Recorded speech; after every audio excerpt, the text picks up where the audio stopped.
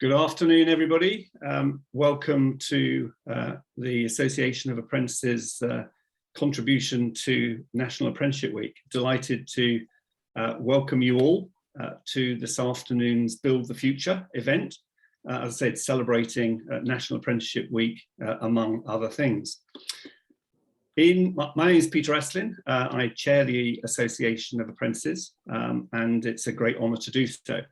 And in today's programme, we will be hearing from Jason Holt, my co-founder of the association, and Jason very much a lifelong apprentice, and he will say more of that. Together with Jess Oghenegweke, and Jess is one of our non-execs on the board of the association, and she's also a former social mobility commissioner, so we'll be hearing from Jess. Later on, Emily Austin, the association's first CEO, will have a conversation with Kathryn Marshall, who is the vice chair of the Apprenticeships Ambassador Network. Kathryn also heads up apprenticeships for the Lloyds banking group, and she'll be joined in conversation with Zara Khan, who is a member of our Apprenticeship Council, but also a former apprentice with Walsall Council. Now, of course, whilst that will be entertaining, one of the highlights of this afternoon's programme is the launch of our showcase, Connect, Engage and Inspire, a video made in association with ITN Productions. So hopefully we'll all be looking forward to that. I have to say I get inspired having seen it twice already, so I hope you will as well. If I may, throughout the next hour, please do use the chat function to ask questions. We'll seek to try and pick those up as we go, but equally importantly, an opportunity at the end of the session or towards the end of the session to pick up questions. So as I said, welcome to the Association of Apprentices launch.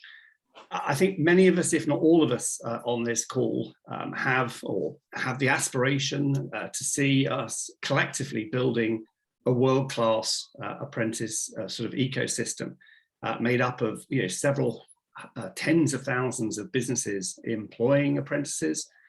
We've got obviously training providers and awarding bodies across the country, but arguably most importantly of all, hundreds of thousands of apprentices.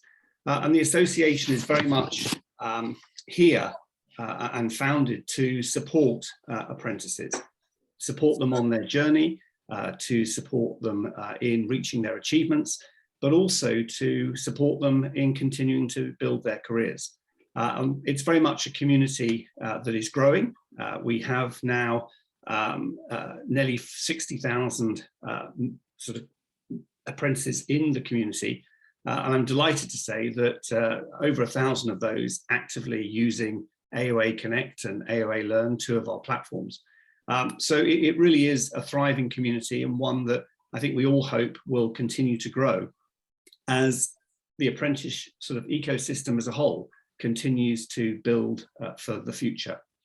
And that's very much at the heart of this afternoon's discussions.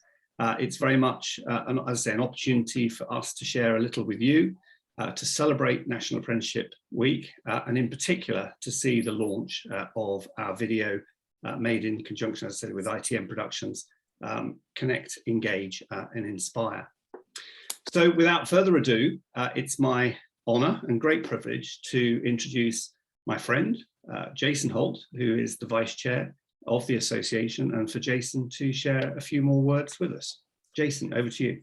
Thank you very much, Peter. And if I may pay tribute to you as a truly magnificent chair, and without you, the association wouldn't be here today to celebrate a National Apprenticeship Week. So thank you to you and, of course, everyone else involved. So I think what I'd like to share with you in just a few minutes is sort of some of the inspiration that led me to recommend back in 2012 in my report on apprenticeships and SME engagement in apprenticeships. One of my recommendations was for what we're here to do, which is to celebrate our community. And it has struck me year upon year, but it's worse and worse, that of the million or so apprentices in program, there is a completion rate of something less than 50%. So 50%, maybe 30%, figures are still unclear in terms of the last couple of years, do not complete their apprenticeship. And why is that? And what can we possibly do to improve the quality of every apprentice's experience so that they can complete? And the second thing that I reflect on is this amazing statistic that 50% of apprentices do not feel they can be open with their employers or with their training providers as to any mental health issue they may have. And so this really gives the purpose and drive to what we're here to do. We're here to be a home for the 1 million apprentices across the UK, no matter what their age, no matter what their occupation, no matter where they live. They should have a home with the association. The association is there to really provide that network. Now, that network that we are building very fast and with huge impact was inspired very much by the YAN. So for 4 years, I chaired the Apprenticeship Ambassador Network, and the Young Apprenticeship Ambassador Network, of which there are some that are members of the association, are a family of apprentices across the country. And I sense that sense of family, that sense of common shared experience. And what we want to do is share that beyond the 500 or so YAN members, for every member of the 1 million apprentice community to feel that they are connected to one another, so that an apprentice in Liverpool can feel connected to an apprentice in Lincoln, or an apprentice in an engineering apprentice in, for example, BAE Systems might be interested in biochemical engineering and might be able to connect with somebody in GSK. To create that network, that fabric, that web across the country would be incredible.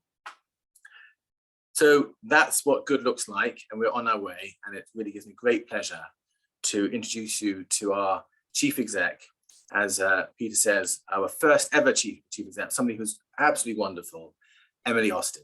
Over to you, Emily. Oh, thank you, Jason, and good afternoon, everyone.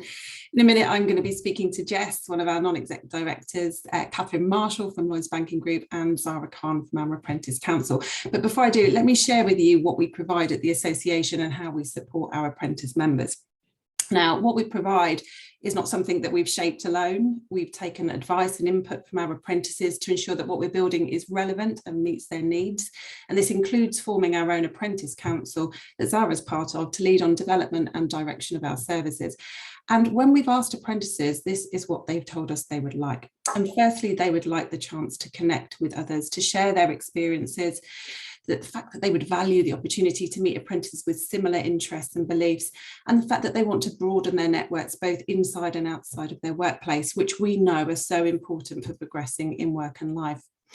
Our community platform, AOA Connects, allows them to do just this, so they can connect with others by programme, by industry, by geography, or with a group they identify with.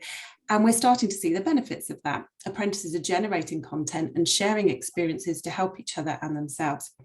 I was on the community the other day and I saw a post where one apprentice was thanking another apprentice for inspiring them to do something that they previously thought was beyond their reach. And, you know, if this is an example of social learning and how connections can broaden experiences, I'm not sure what is. And that's how we will use AOA Connect to facilitate this type of experience more widely. Apprentices told us they wanted access to guidance and to participate in personal learning, particularly with life development and personal matters that aren't necessarily part of apprenticeship learning, but they impact the apprenticeship nonetheless. And our AOA platform provides access to those type of resources, whether they're bite-sized learning pieces or podcasts, or our events programme, which is focused on things that matter the most, such as mental health and wellbeing, building resilience and personal brand. And our events programme, which has been virtual up until now for obvious reasons, will start to become more physical. And this is something that apprentices also tell us they want. And it's thanks to our current partners that we can now connect apprentices in this way. We have access, as Peter said, to over 60,000 in the community. And it's also thanks to those partners that we're able to offer free access for SMEs for these services to support their apprentices and fulfil our social purpose which is to contribute to successful outcomes for all apprentices and address some of the shared problems that Jason talked about earlier. Our ambition is for every apprentice in the UK to have the opportunity to become a member of our community if they choose to do so. And as we move into our second year of operation, we're seeking to expand our reach, work with more partners, more SMEs, more employers, providers, bodies and associations to do this. And working with the association is providing benefits to those partners too. And in a moment, we'll hear from Kathryn, as I said.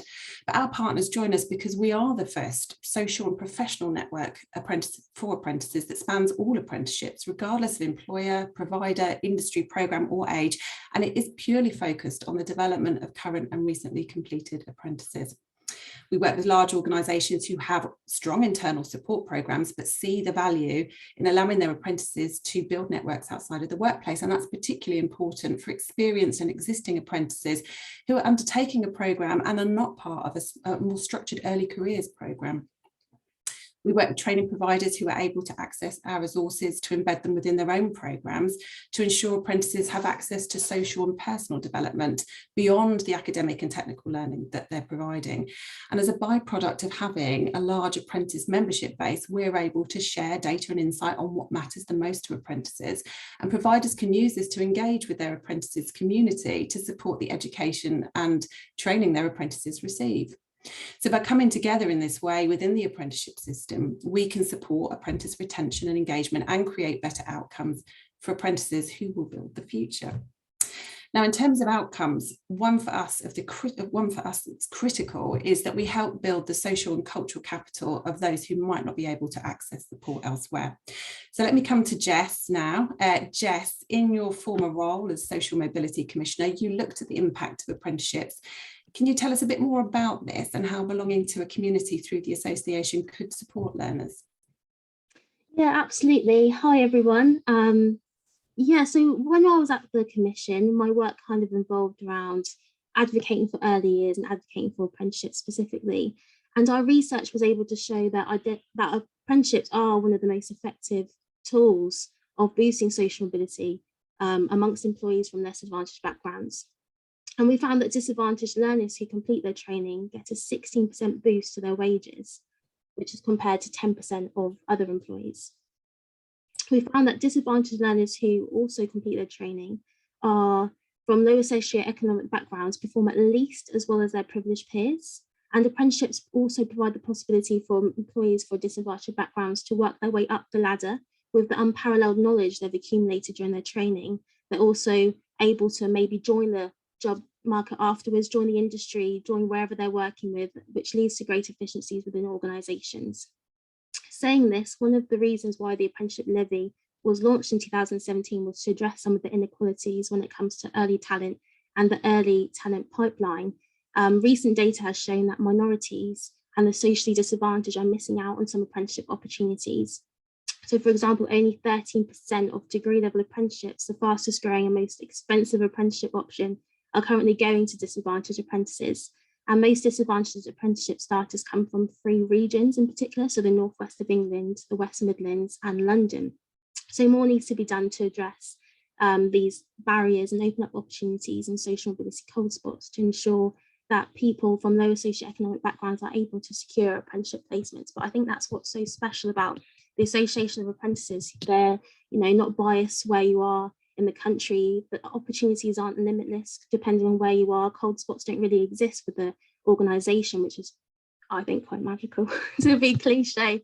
But I'm really excited to be part of the Association of Apprentices. I feel like many apprentices are very lucky with the guidance and resources they are provided with. And I say lucky because every apprenticeship journey is very different.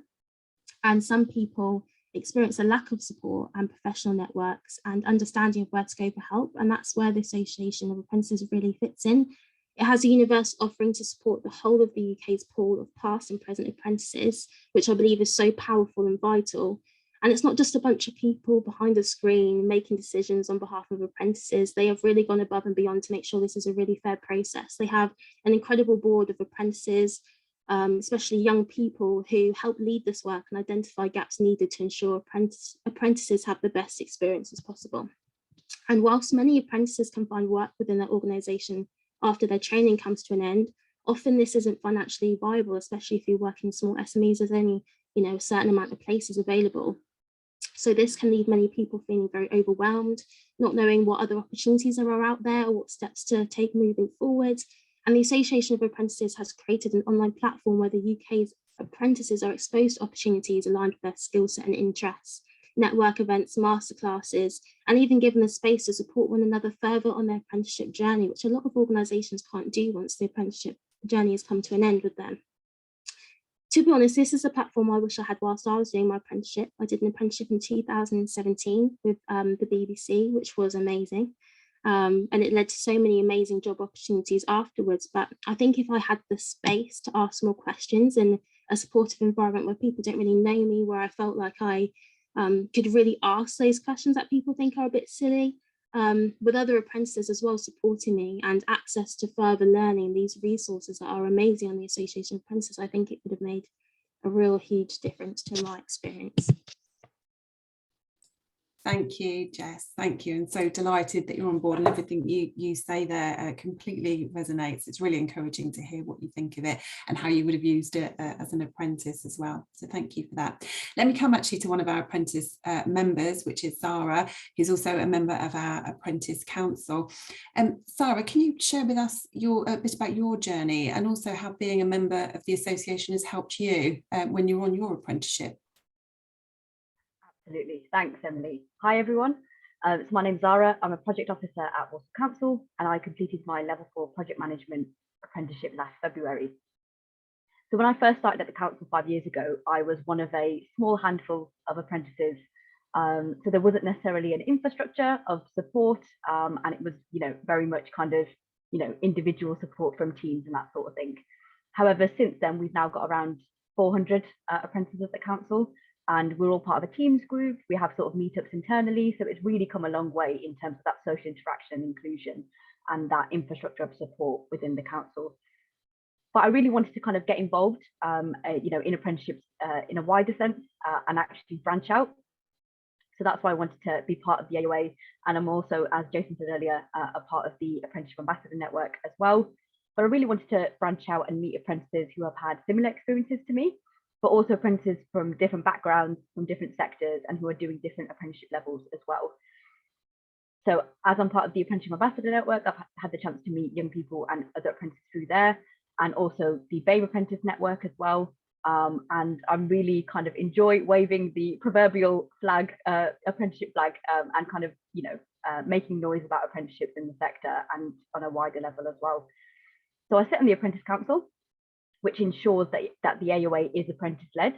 So we have had a lot of input into the development of the AOA over the last 12 months on various elements, such as AOA Connect and Learn, the content that AOA produces on our website and on those platforms as well, and the strategy too.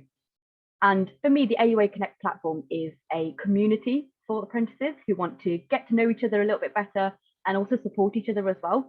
So what we do on there's lots of apprentices sharing tips and ideas on how to manage a job role with studying, sharing their own apprenticeship experiences. And I think I've been quite humbled by the honesty that has been there on the platform, and people being willing to kind of share, difficult experiences or, really positive ones as well.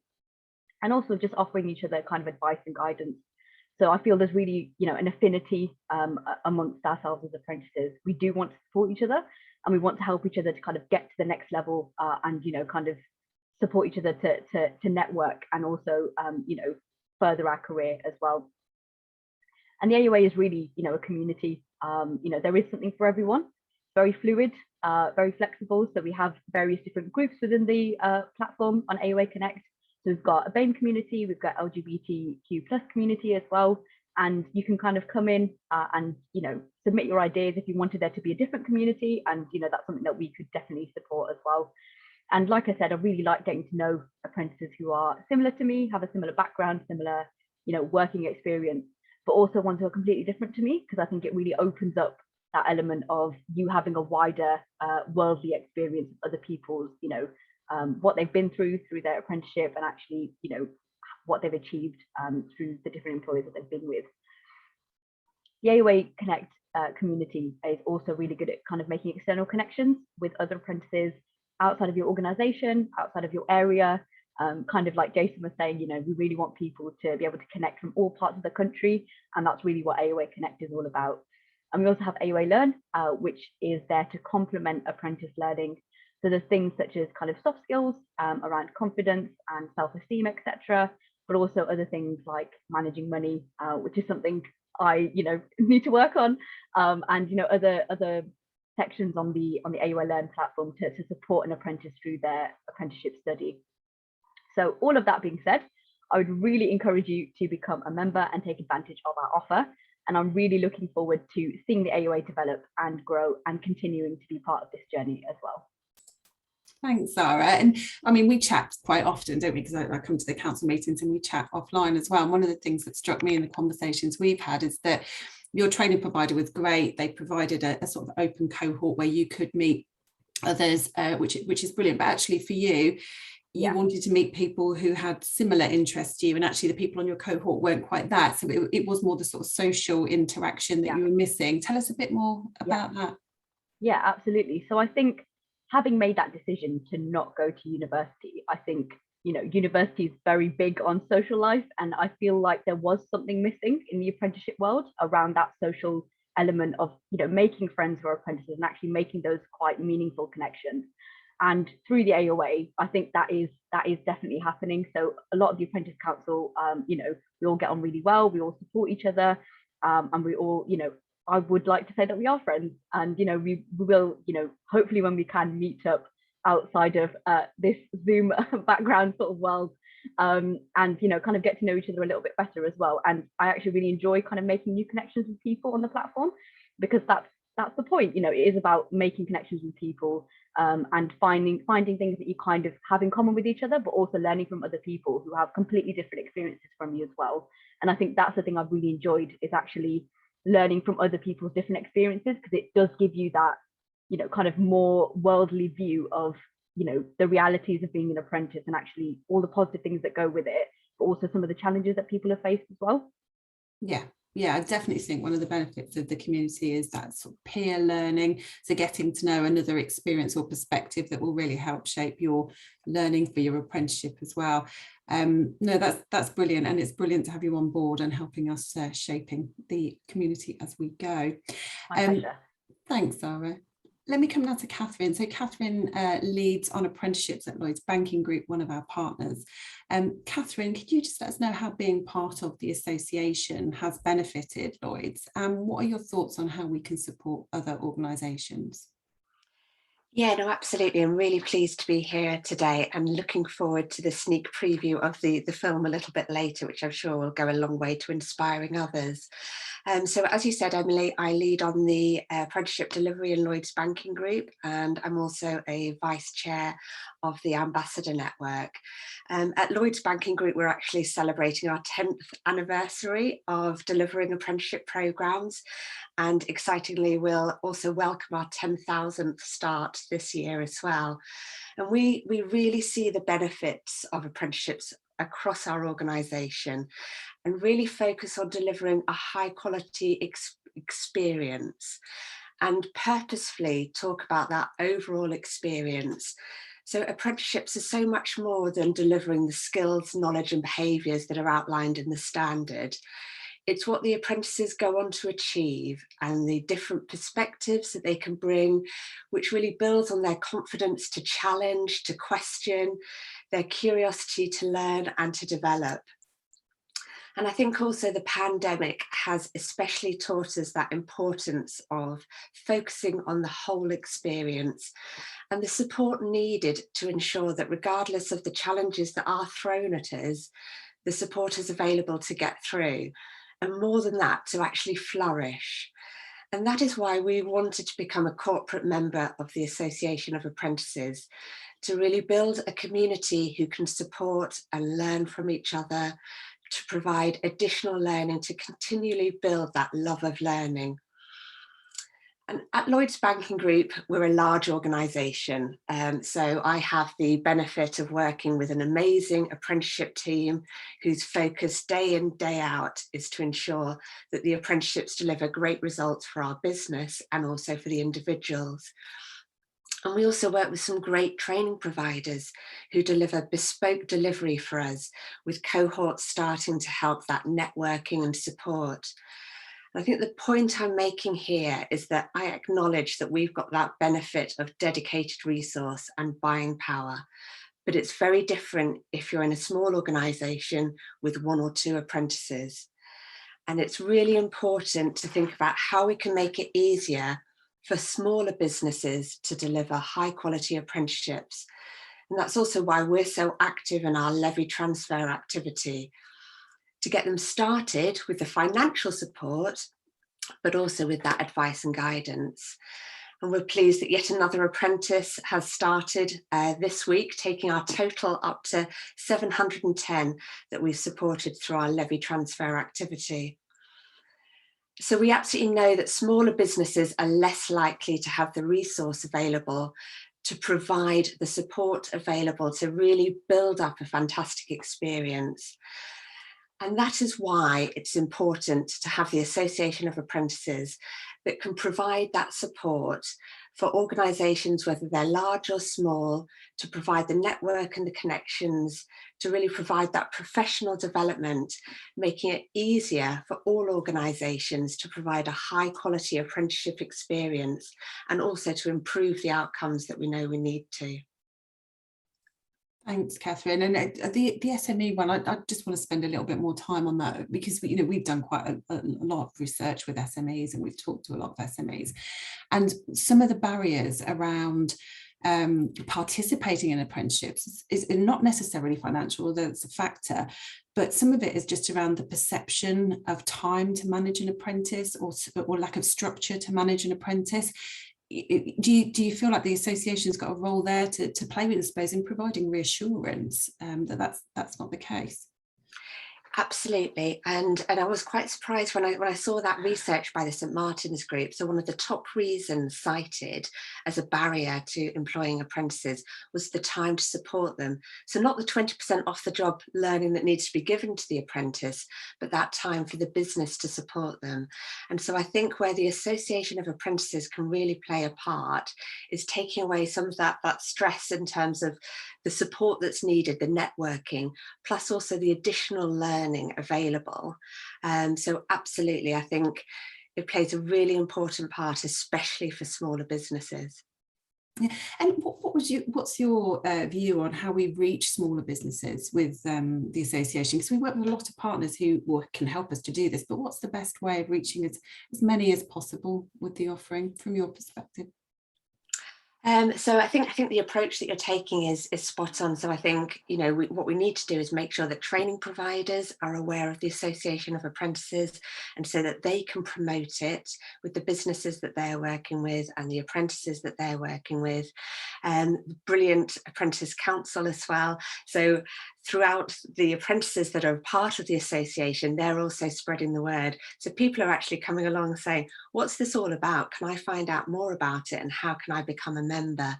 And I know a number of other large organisations as well who are on board with the levy transfer activity.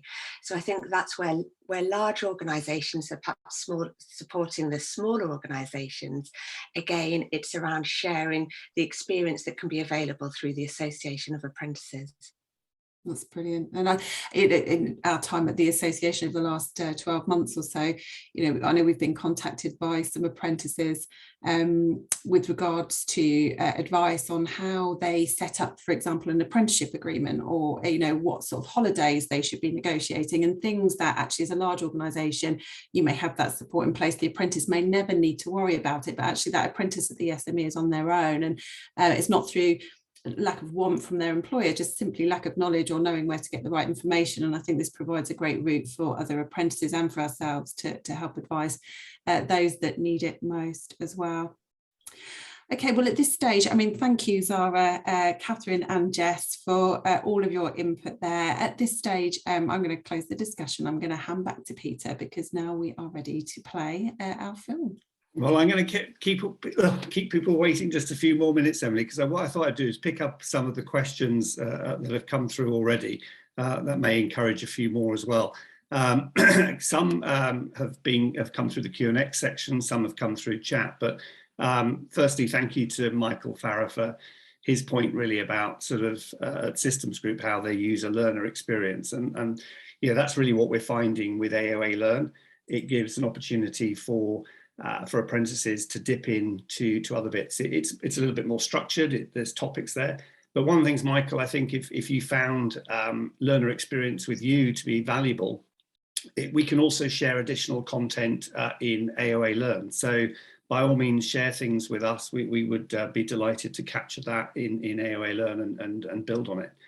But I think really, as particularly as Zara was saying, AOA Connect also then creates perhaps a slightly more unstructured way of seeking support from fellow apprentices. And I think that sort of leads on to some of the other questions that are coming through. Thanks, Zara, specifically for answering the question about, you sure you didn't regret university at all? Look, it's always difficult, isn't it? I mean, you go one route, you don't know what the other route's like. But yeah, certainly the words we hear from a lot of apprentices is the fact that you're not getting into debt, you're earning and learning at the same time. Of course, there are differences, but one of the reasons, I think, which Jason touched on at the beginning, one of the reasons we're building the association is to create some of that social capacity, that network capacity. And that has been challenging with COVID, but as we're now doing more and more physical activity, it's an opportunity for groups to form. And I'm very appreciative of the council who are leading on a number of those. Mike Skells, sorry, apologies, Mike. I mean, you're asking about the stats. And I know Jason touched particularly around completion rates, which for the 2019-20 year, I think was something like 47-48%. And I think Jason's right. The challenge with COVID, I know IFATE, the Institute for Apprentices, has done a lot to support apprentices who, because of COVID, had challenges in completing. But I haven't seen the latest up-to-date achievement rates on that. I'm looking at Emily at the moment, or anybody else, on the mental health stats. Maybe we can circulate those if we haven't got those to hand. Yeah, no, I can cover that. That was actually from research done by Mental Health UK. That was. Yeah. Well, maybe we could get somebody to post those. Sophia could post those either onto the chat or also onto our website. We've got another question coming in from a micro business with 2 apprentices. So firstly, to whoever that business is, congrats, thanks for taking on 2 apprentices. And how can you get involved? Again, Emily can probably cover this in more detail, but we're basically very much open to taking on all apprentices, particularly from the SMEs. We are a not-for-profit, so in terms of financially, we don't seek really a subscription at the sort of the bottom end. But Emily, do you want to sort of touch on how we structure that for the larger organisations and the SMEs? Yeah, so for SMEs, we'd like the service to always be free, and currently that is free to you as a micro business. So your apprentices can jump straight onto our website, register and be live, from this afternoon if they'd like to. The way we work with larger businesses is that they help through corporate membership to sponsor SMEs, always having free access and providing their own apprentices with access to the services as well. Thanks, Emily. I'm trying to pick these up as we go, but I'm conscious that we're going to broadcast our video shortly. So, but a couple more while we've still got a few minutes. Another one from an anonymous individual. You're engaged much with universities and training providers in the South. And the answer is yes, we are. And in fact, as part of our partner network, I don't know, Emily, whether you want to sort of go into all the details, but we're building networks with local authorities, with a number of training providers, with universities, awarding bodies, as well as a host of businesses, aren't we? It really is open to many partners. But at the heart of it, it's the apprentices themselves. I mean, they are the sort of the association, but we partner with many organisations to help make that happen. But do you want a quick I've answered part of your question. Sorry about that. Yeah, and no, that's fine. We are engaging with, as you've said, all manner of organisations, universities, training providers, colleges, employers, associations, professional bodies. It's impossible, I think, to get to everybody straight away. So we're working through recommendations and referrals and partners to do that. And actually, we're starting to talk to quite a lot of training provider networks that combine a lot of these parties together. I haven't got to the south quite yet. I'm getting to the southeast and also Greater Manchester. But whoever has posted that, if there's anybody in particular you recommend we speak to, be very happy to receive that recommendation. Thanks, Emily. And I think the final one before we go on to launch, and then we'll pick some more up in a minute. Roger asks, will AOA Learn have the ability to provide mentoring, advice and support? So at the moment, Roger, AOA Learn isn't structured in that way, but one of our goals is, and we're delighted with people like Zara, to have a number of members of the association now who are effectively alumni. They've done their apprenticeship, and we are looking at a mentoring program. And we're going through the mechanics of how we might do that in a way of connecting people. But that's largely, we can do it initially in an informal way through AOA Connect.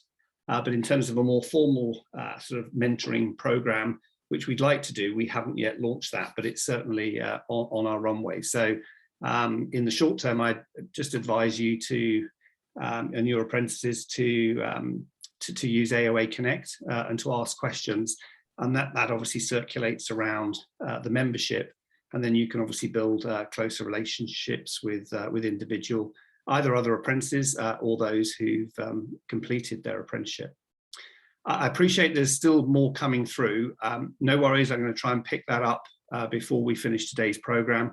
But for those we don't cover, we will seek to try and do a bit of a Q&A back out on our website. But I'm going to use the opportunity now, if I may, to really introduce our programme that we have produced with ITN Productions, called Connect, Engage and Inspire. And it's very much been a privilege to work with ITN Productions. But I think for those who've been filmed with them and told their stories, it's also been, I think, a fantastic experience to showcase some of the real vitality that's out there in terms of what apprentices get out of their apprenticeships, what's motivated them to go into apprenticeships, and how really through the journey, it's set them up for future careers. So without further ado, let us take a look at the world premiere of the Association of Apprentices Connect, Engage and Inspire in association with ITN Productions. I hope I can go roll it. Hello and welcome to this special showcase of Apprentices Connect, Engage and Inspire, a production by the Association of Apprentices and ITN Productions.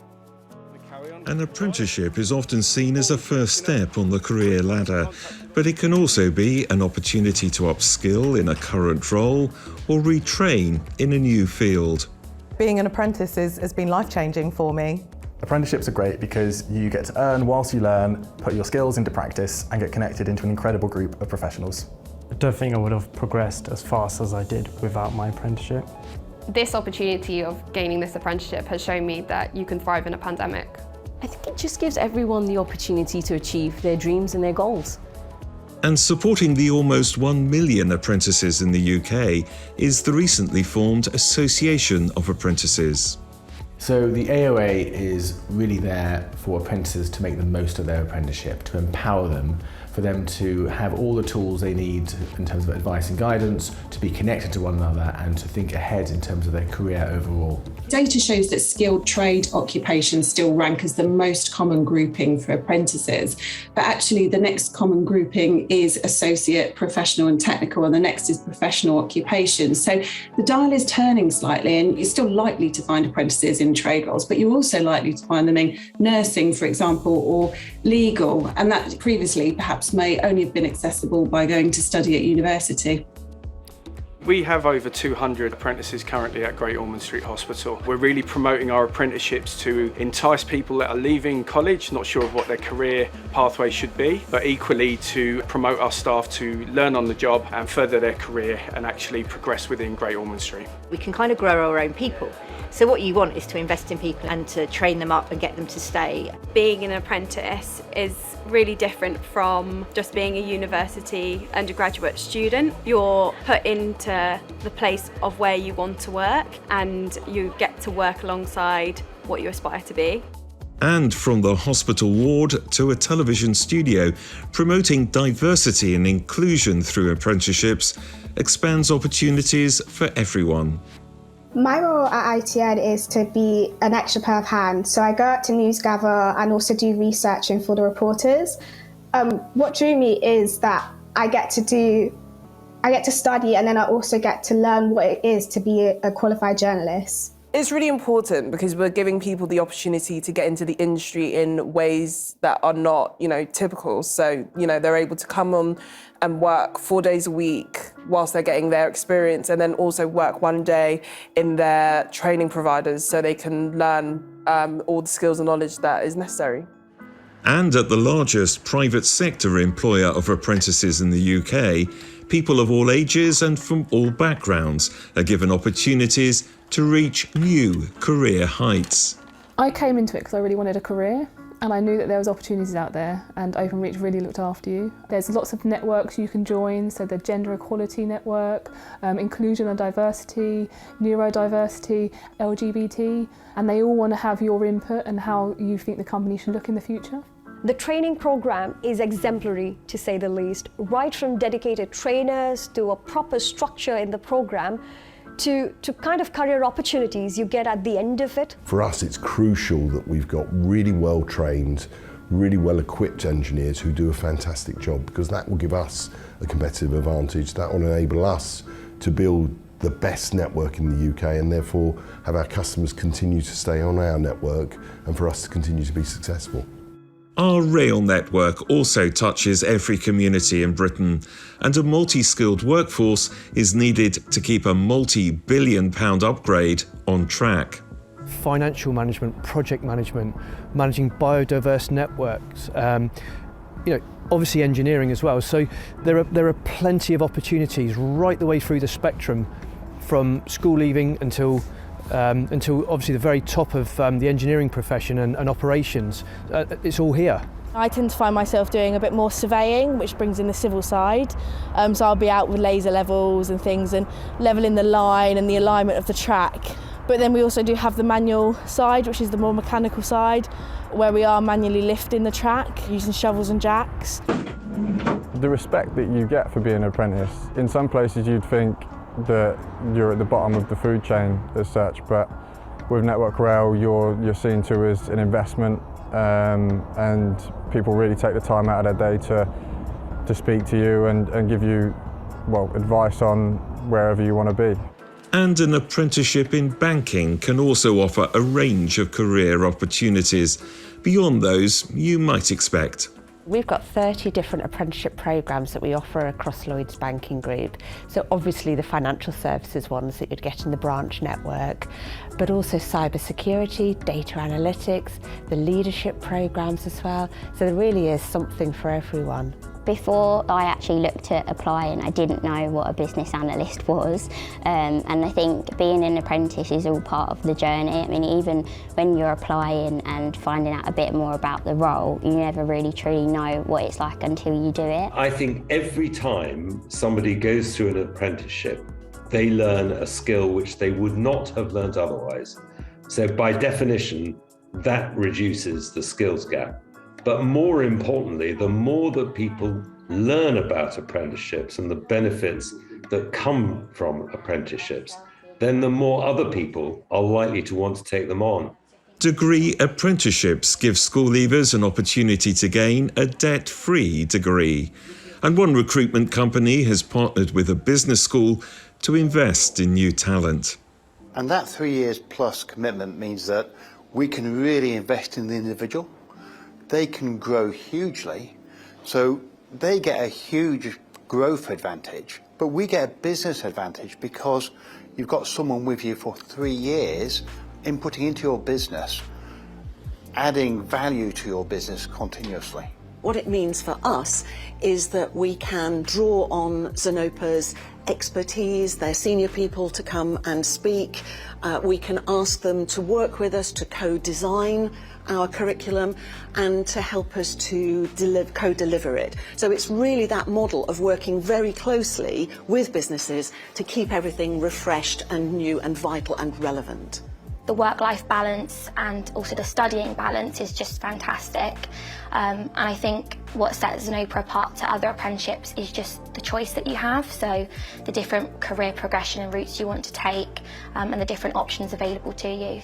Better leadership and management skills can also make a difference, both commercially and in terms of staff happiness, boosting productivity and results. We believe that anybody can be a great manager if they're trained. We like to say we take accidental managers and turn them into conscious, capable leaders. Well, actually, management apprenticeships are incredibly popular and they're growing in popularity, which is great. What we'd like to see government do is recognize that management and leadership are core skills. They're every bit as important as technical skills. And what they should be doing is hardwiring management apprenticeships into all employment and skills policy. So as CMI turns 75, we very much hope that management apprenticeships will be a vital part of our next 75 years. They're a huge contribution to boosting skills and results in this country. And last but not least, it mustn't be forgotten that apprenticeships aren't just for those at the start of their career. Anita is 41 and doing a Level 7 MBA, combining it with a full-time job as a management consultant. As I developed my career over the last 10-15 years, I got to a point where I felt that I needed development. The opportunity to become an apprentice was a really interesting one because it usually conjures up ideas of early careers and traditional industries. But I am working towards a Master's in Management at Cranfield University. I won't get into debt because it is funded by the Apprenticeship Levy, and I get all the support that I need from my employer and the Association of Apprentices. Thanks for watching. The full programme of Apprentices, Connect, Engage and Inspire is now available to view on the Association of Apprentices website. From all of us here, goodbye.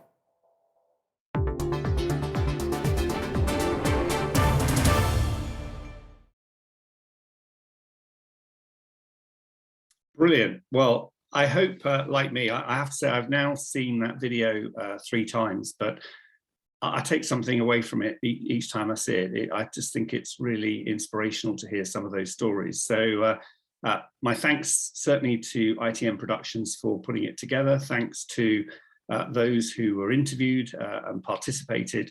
Really is great to have those stories. As Sharon, the anchor there, said, the video is now available through our website, the AOA website. We will be promoting it out onto LinkedIn, but please do, as Louise I think asked, please do share it. That is the sort of the condensed version.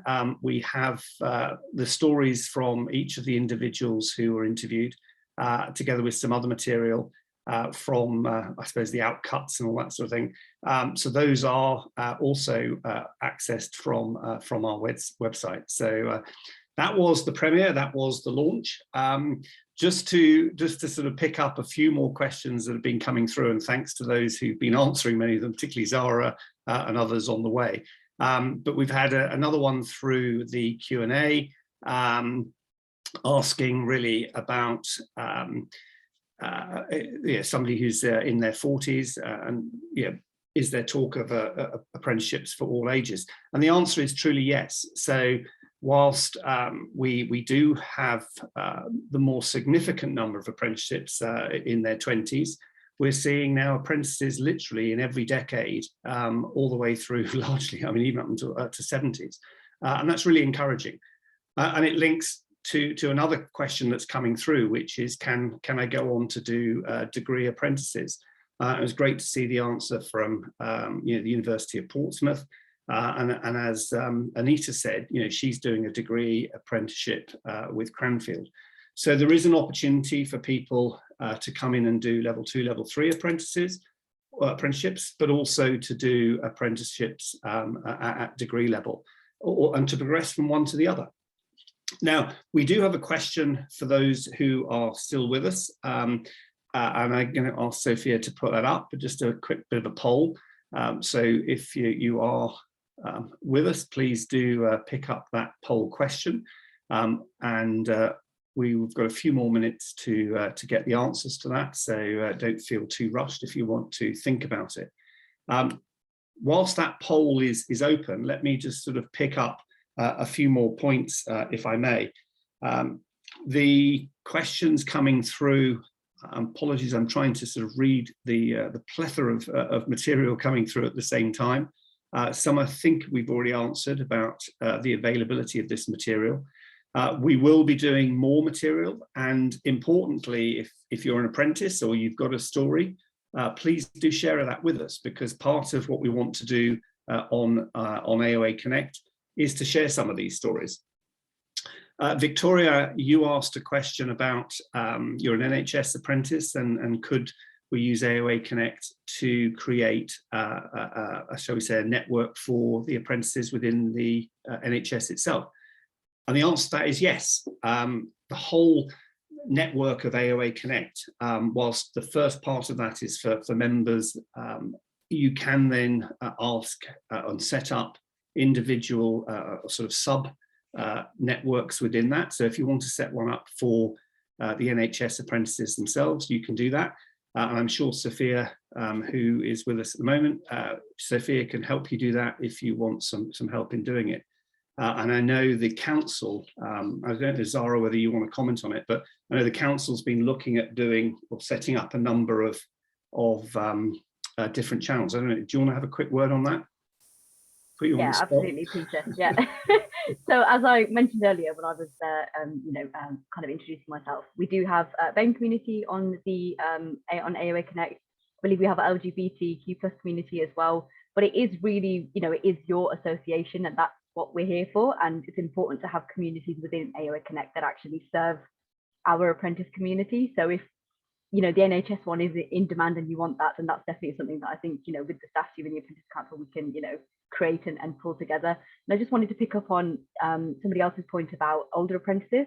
We do actually have a few apprentices on the council that are not in their 20s, so it's not just, within the apprentice community in AOA Connect, it is within the apprentice-led council as well, that we are encouraging that. So this is not specifically and exclusively a youth space, this is an apprentice space, and that means anybody that's 16+ is welcomed with open arms, into this space and doing an apprenticeship. Thanks, Zara. So apologies, I've been corrected. We've got at least one octogenarian apprentice in our membership, so that's great news. And thanks, Miriam, for sharing the fact that you're on your second apprenticeship. Absolutely fantastic news. So look, I mean, in terms of the audience here, some of you will be businesses, in which case I'd encourage you to sign up and get your apprentices onto the platform. We'd love to hear from you. For those of you who are training providers or awarding bodies, thanks for joining. And again, likewise, encourage your apprentices to participate. If you're an apprentice yourself and you'd like to join, simply just sign up and we will give you access to both AOA Connect and AOA Learn and keep you posted on future events like this, together with physical events that we'll putting a program on as we go through the rest of this year. So my really final comments, I think we've seen the results of the poll, so thanks, Sophia, for putting those up. All the material today is available on our website, together, as I said, with the mechanisms to become members of the association. My closing comments really are to thank all of you, to thank the people my colleagues who've been speaking, to thank all of you who have participated, but to thank those behind the scenes, as I said, ITN Productions, together with the businesses and apprentices who they've interviewed. This is very much a journey, and I know as I said at the beginning, the aspiration is really to build our apprentice network in the UK to be really world class, and we're well on the way to doing that. And today is really all about that: connect, engage, and inspire. So from all of us at the Association of Apprentices, have a great evening, have a great completion of the National Apprenticeship Week, and we look forward to seeing you again either on a future webinar or on one of our events in one of the cities around the UK. For now, thank you for joining us and have a good evening. Bye-bye. Thank you, Peter.